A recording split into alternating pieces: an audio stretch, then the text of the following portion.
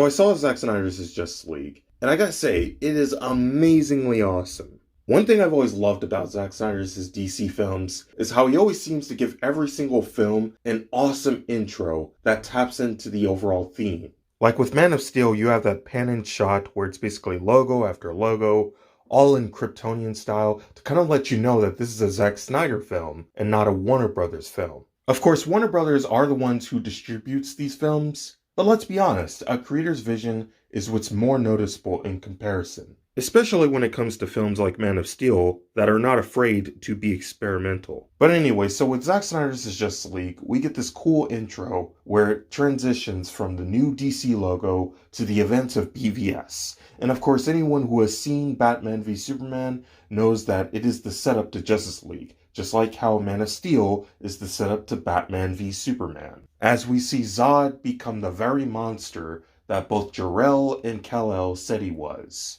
Another thing I like about Zack Snyder's films is how he manages to go on a more realistic route with every single DC character, which is not an easy feat to pull off knowing what you're dealing with. Most superhero movies, especially Marvel movies, typically go the more comic booky route of including a bunch of humor, silly character designs, and questionable writing decisions. Of course, I don't mean to sound like one of those people that are just constantly hating on Marvel, but that's honestly how I've always felt about their movies ever since Phase 1. They seem to be going in somewhat of an interesting direction with WandaVision, but I'm not exactly giving up my hopes too easily because they really haven't earned my respect after phases 2 and 3. Especially with how they treated Spider-Man, one of my favorite superheroes of all time. Like, what the fuck, Marvel? As much as I understand why they went in the type of direction they did with Spider-Man and the MCU, still there were moments where it all just felt too fake and unrealistic to me. Like, what? I get that Peter and Tony have a strong bond in this universe, but for the love of Pete,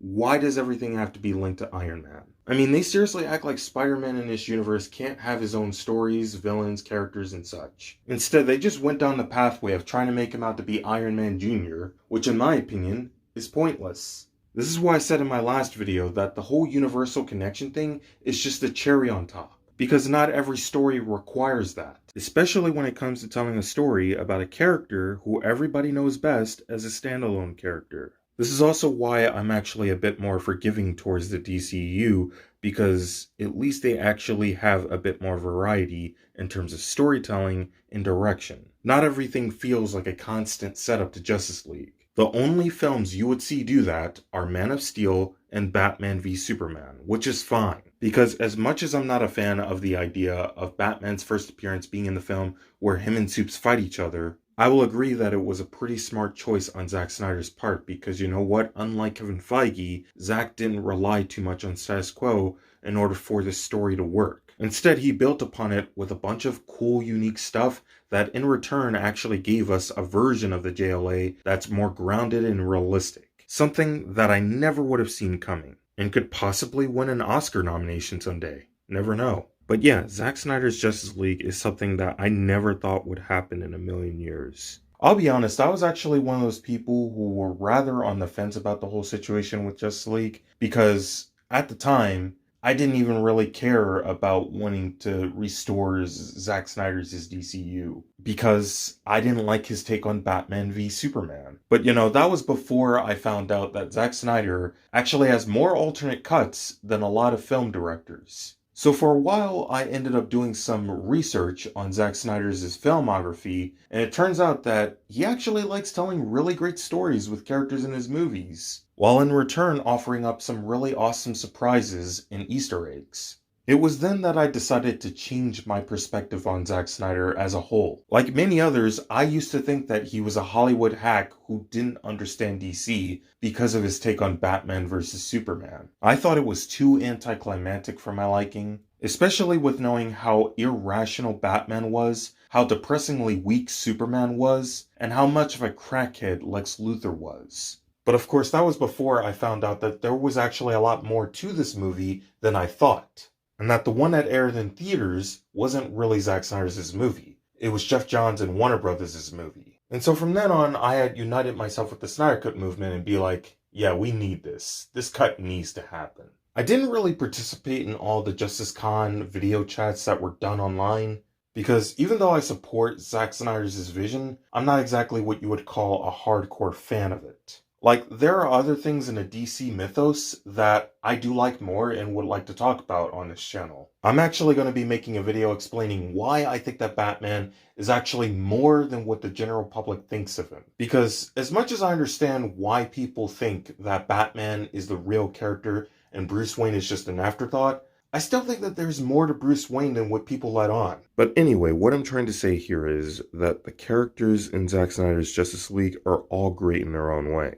I like how Bruce in this is actually a bit more serious and clever like he was meant to be. Now, personally, as a Batman fan myself, I think that it would have been much cooler to see a film showcasing Bruce Wayne's past and Robin's tragedy before BVS. Just because I would love to see what Zack Snyder's version of the Bat family would really be like in this universe. Also, I find it weird how the Robin of this universe is actually still wearing shorts. I know that this is actually Dick Grayson's Robin from many years ago, but being that this Robin is actually in the same universe as Henry Cavill's Superman, where it's all clearly a more modern, realistic take on DC's characters, I would have assumed that Robin in this timeline would have actually worn pants.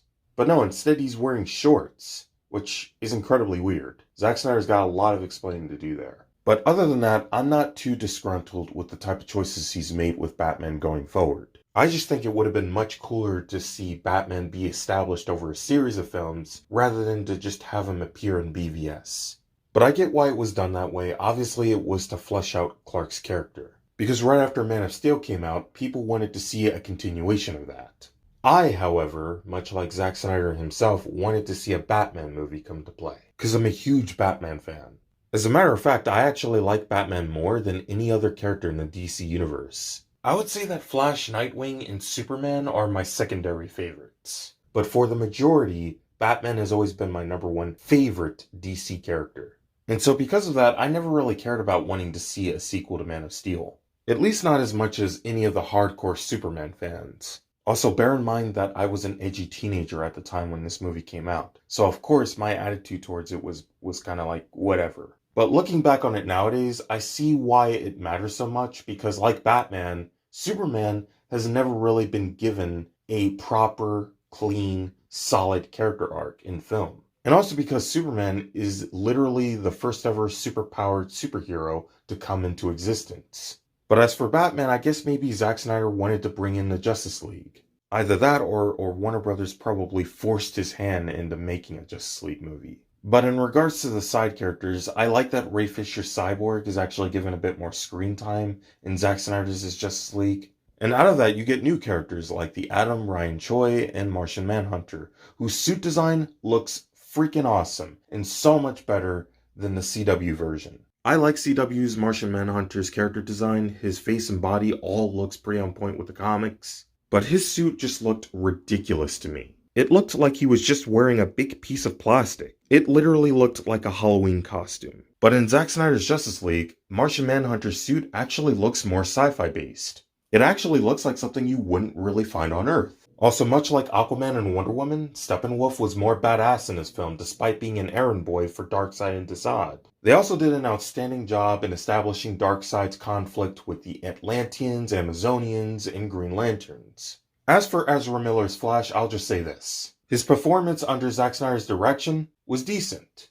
But I still think that guy who plays Archie on Riverdale would have been better. Simply for the same reasons that a lot of people prefer Gina Carano over Gal Gadot as Wonder Woman in live action. Despite his natural hair color being dark, I think KJ Appa's take on the Flash would actually be a bit more accurate compared to all of the previous portrayals, including Ezra Miller. I mean, just look at that face. That's totally Wally West worthy. That's not Barry Allen worthy. Grant Gustin's Flash is cool. He definitely has the right look and the right personality as Barry Allen, but he does not have the right physique like KJ Apa does. Dear God, I hope I'm not butchering that last name. And I'm not saying that Flash should ever go back to being bulky muscular like Shazam, because obviously there's no need for him to go back to looking that way in live action. I like John Wesley Shipp, but let's be honest guys, his Flash looked too ridiculously bulky. Of course I know this is a TV show Flash we're talking about here,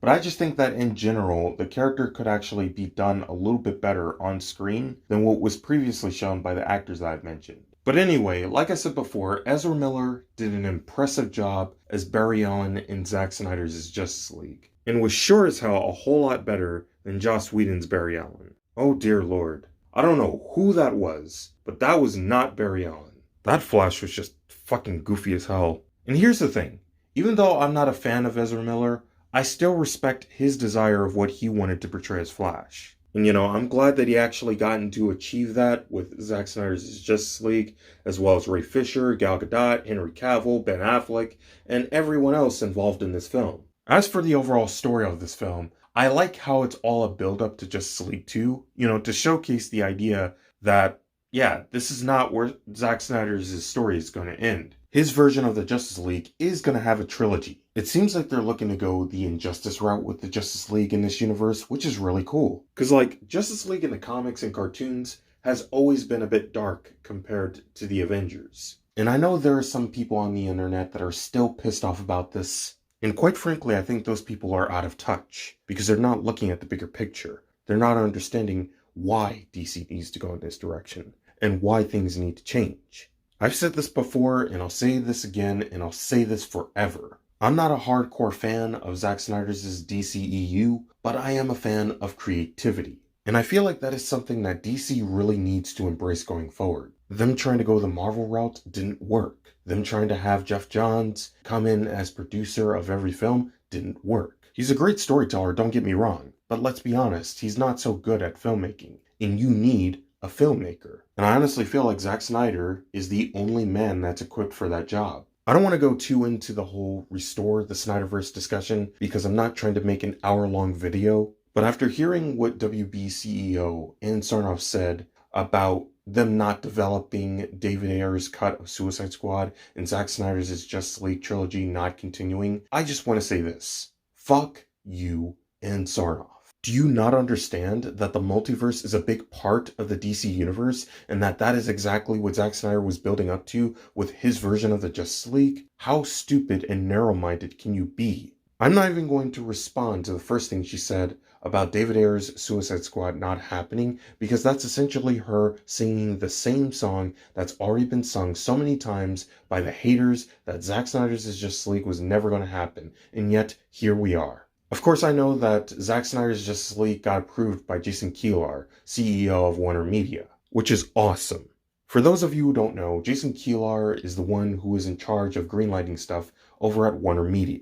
And as far as I know, he has played a huge role in the success of HBO Max. Now, as I said before, I am not the biggest fan of HBO Max or streaming in general. I think it's a bit overhyped, it gets too much credit for its own good, but I see why it matters so much to people. Because unlike Warner Brothers and a lot of TV networks like Cartoon Network and Nickelodeon, they actually make good business decisions that benefit the fans all around. Jason Kilar was part of the creative process in greenlighting Zack Snyder's Justice League. Who's to say that the same can't ever happen with David Ayer's Suicide Squad? Sounds a little hypocritical when you think about it. I mean, seriously, I don't understand how people could possibly not think that this is good for business. Good product placement is good for business, whether you want to believe it or not. But anyway, I just wanted to give my 10 cents on the whole Ann Sarnoff thing because I think it's ridiculous how we're still living in this bubble that everything done with creative freedom has to be dumbed down because of public opinion. And I think the people who actually support that crap are all completely out of touch with reality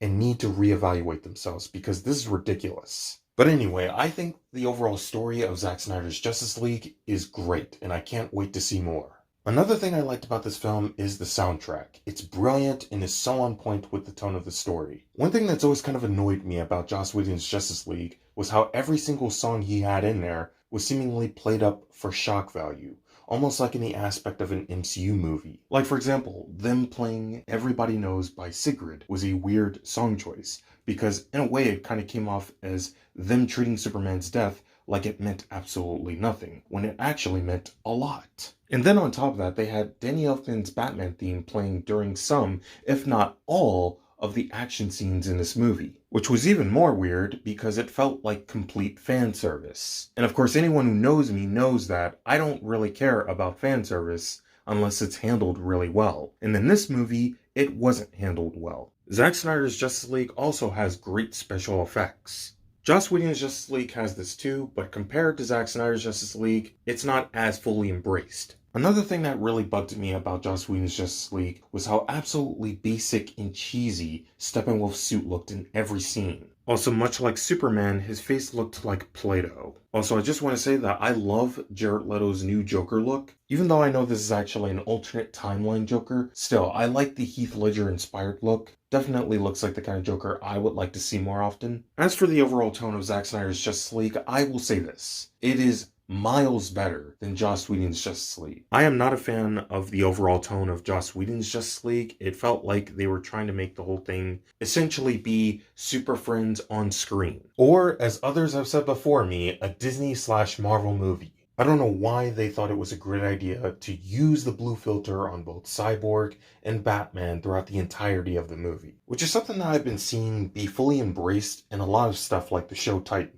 Seriously, what is up with studios using the blue filter on everything? Now, I don't mind them using the blue filter on Superman, because Superman wears a blue suit, and plus he's always flying around in the sky 24/7. So therefore, it totally makes sense in that regard. But using a blue tint on characters like Robin, that clearly do not demand that, does not make sense. Also, Zack Snyder uses a lot of the dark tint in his cut of Justice League, which also makes sense because, as I mentioned briefly, Zack Snyder's Justice League takes place after the events of BVS, where the film was mostly centered around Batman in his conflict with Superman. Overall, I really like this film. This film, in my opinion, totally beats any Avengers movie. This film is so well crafted, from the awesome intro, to the characters, to the acting, to the story, to the animation, it's all just beautiful. I like Infinity War, but Zack Snyder's Justice League to me actually serves as a better example of how great a superhero movie really could be if given the artist a lot of trust